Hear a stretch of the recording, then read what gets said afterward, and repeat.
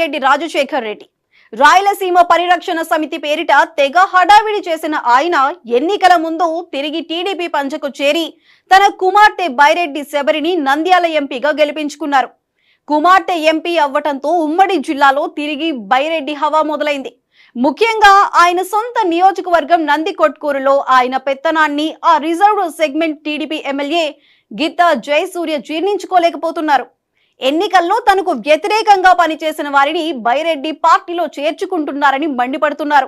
ఆ ఆధిపత్య పోరుతో అసలు తమకు పెద్ద దిక్కెవరన్న కన్ఫ్యూజన్ లో పడుతున్నారట నందికొట్కూరు తమ్ముళ్ళు.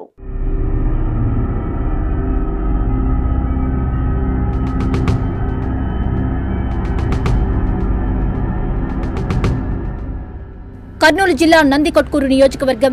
ఆ సెగ్మెంట్ పేరు చెప్తేనే ఫ్యాక్షనిజం గుర్తుకొస్తుంది. ఒకప్పుడు ఫ్యాక్షన్ హత్యలు, దాడులు నిత్య కృత్యంగా ఉండేవి. దశాబ్దాలుగా అక్కడ బైరెడ్డి ఫ్యామిలీ హవా కొనసాగింది. బైరెడ్డి రాజశేఖర్ రెడ్డి నందికొట్కూరు నుంచి టీడీపీ ఎమ్మెల్యేగా 2 సార్లు గెలిచారు. అంతకుముందు ఆయన తండ్రి శేష సాయినారెడ్డి 3 టైమ్స్ ఎమ్మెల్యేగా పనిచేశారు. రెడ్డి నేతల ప్రాబల్యం ఎక్కువగా ఉండి వారి ఆధిపత్యం కొనసాగుతున్న ఆ నియోజకవర్గం 2009లో ఎస్సీలకు రిజర్వ్ అయింది. ఆ సెగ్మెంట్ రిజర్వ్డ్ అయినప్పటి నుంచి అక్కడ మొన్నటి ఎన్నికల వరకు టీడీపీ గెలిచింది లేదు. ఎస్సీ అభ్యర్థులు ఎమ్మెల్యేలుగా గెలిచినా రెడ్డి నేతల పెత్తనమే నడుస్తూ వచ్చింది. ఈసారి అక్కడ టీడీపీ నుంచి గిత్తా జయసూర్య విజయం సాధించారు.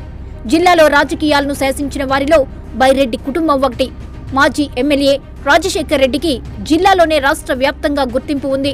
1994-99 ఎన్నికల్లో నందికొట్కూరు ఎమ్మెల్యేగా గెలుపొందిన ఆయన హయాంలో గ్రామాల్లో పట్టణాలను తలదన్నేలా సీసీ రోడ్లు, డ్రైనేజీ వ్యవస్థలను ఏర్పాటు చేశారు. దాంతో ఆయనకు ప్రజల్లో మంచి ఫాలోయింగ్ ఉందంటారు. అయితే ఆయన 2004లో కాంగ్రెస్ అభ్యర్థి గౌరు చరితారెడ్డి చేతిలో పరాజయం పాలయ్యారు. నందికొట్కూరు ఎస్సీ రిజర్వ్డ్ అవడంతో 2019లో బైరెడ్డి, గౌరు చరితారెడ్డిలు పాణ్యంలో పోటీ పడ్డారు. అప్పుడు ఆయన ఓడిపోయారు. తర్వాత 2012లో తెలంగాణ ఉద్యమం ఎఫెక్ట్తో టీడీపీని వీడి ప్రత్యేక రాయలసీమ గళమందుకున్నారు. ఆ సమయంలోనే రాయలసీమ పరిరక్షణ సమితిని స్థాపించారు. రాష్ట్ర విభజనను తీవ్రంగా వ్యతిరేకించి ప్రత్యేక రాయలసీమ కోసం ఒక చిన్న సైజు ఉద్యమం చేశారు. 2014లో రాయలసీమ పరిరక్షణ సమితి తరపున పోటీ చేసి ఓటమి మూటగట్టుకున్నారు. ఎన్నికల ముందు వరకు కూడా రాయలసీమ హక్కులను ప్రభుత్వాలు కాలరాస్తున్నాయని రాష్ట్ర కేంద్ర ప్రభుత్వాల తీరుపై మండిపడ్డారు. రాష్ట్రంలో ప్రాజెక్టులు, రైతుల సమస్యలు, నీటి వివాదాలపై నిత్యం ఏదో ఒక హడావిడి చేస్తూ రాజకీయంగా లైమ్ లైట్ లోనే ఉంటూ వచ్చారు. ఇక ప్రస్తుతం ఆయన టీడీపీలోకి రావడం, ఆయన కుమార్తె శబరి ఎంపీగా గెలవడంతో జిల్లా టీడీపీ ఈక్వేషన్లు మారిపోయాయి. ఇప్పటి వరకు నంద్యాల పార్లమెంట్ సెగ్మెంట్ టీడీపీ బాధ్యతలు చూసిన మాండ్ర శివానందరెడ్డి గత ఎన్నికల్లో ఎంపీ అభ్యర్థిగా పోటీ చేసి ఓటమి పాలయ్యారు. దాంతో టీడీపీ ఈసారి శబరికి టికెట్ ఇచ్చింది. గౌరు వెంకటరెడ్డి నందికొట్కూరు టీడీపీ ఇన్ఛార్జిగా ఉన్నారు. గౌరు చరితారెడ్డి పాణ్యం ఇన్ఛార్జిగా ఉంటూ ఈసారి గెలుపొందారు.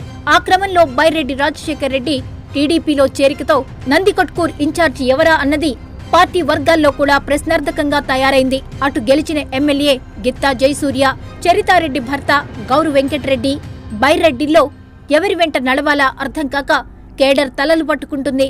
నందికొట్కూరులో సీనియర్ నేతగా తన పెత్తనం మొదలు పెట్టేశారు బైరెడ్డి. ఆయన స్వగృహంలో వైసీపీకి చెందిన మున్సిపల్ చైర్మన్ సుధాకర్ రెడ్డితో పాటు 16 మంది కౌన్సిలర్లు, 2 కోఆప్షన్ మెంబర్లు టీడీపీకి జైకొట్టారు. దీంతో నందికొట్కూరు నియోజకవర్గం తెలుగుదేశం పార్టీలో తేనె తుట్టె కదిలినట్లయింది. అల్లూరు గ్రామంలో ఏర్పాటు చేసిన సమావేశంలో ఎమ్మెల్యే గిత్తా జయసూర్య ఆయన తీరుపై మండిపడ్డారు. బైరెడ్డి వైసీపీలో అవినీతికి పాల్పడిన నేతలను ఏ హోదాలో పార్టీలో చేర్చుకుంటున్నారని ఫైర్ అయ్యారు. అవినీతికి పాల్పడిన వారి బండారం బయట పెట్టే వరకు వదిలే ప్రసక్తే లేదని హెచ్చరిస్తున్నారు.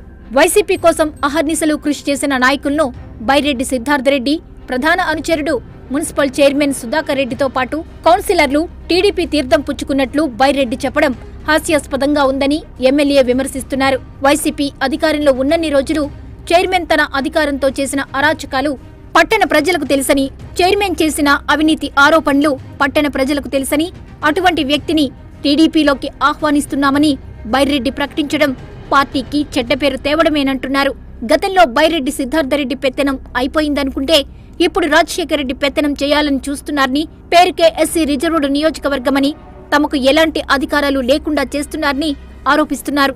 నందికొట్కూరు మున్సిపాలిటీలో జరిగిన అవినీతి తమ నాయకుడు లోకేష్ రెడ్ బుక్ లో రిజిస్టర్ అయిందని, అలాంటి అవినీతికి పాల్పడి ఆ సొమ్ముతో టీడీపీ ఓటమికి కృషి చేసిన వారిని బైరెడ్డి రాజశేఖర్ రెడ్డి తన పంచెను చేర్చుకోవడాన్ని పార్టీ అధిష్టానం దృష్టికి తీసుకువెళ్తామని ఎమ్మెల్యే జయసూర్య హెచ్చరిస్తున్నారు. ఒక నందికొట్కూరులోనే కాదు, నంద్యాల పార్లమెంట్ సెగ్మెంట్ పరిధిలోని 7 అసెంబ్లీ నియోజకవర్గాల టీడీపీ నాయకుల్లో బైరెడ్డిపై వ్యతిరేకత వ్యక్తమవుతుంది.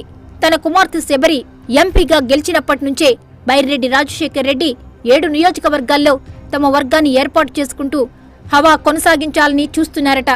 మొత్తానికి బైరెడ్డి ఎంట్రీతో నందికొట్కూరు టీడీపీలో అప్పుడే 3 ముక్కలాట మొదలైంది. మరి పార్టీ అధిష్టానం ఈ నియోజకవర్గంలో 3 వర్గాలుగా చీలిపోయిన పార్టీని ఎలా గాడిలో పెడుతుందో చూడాలి.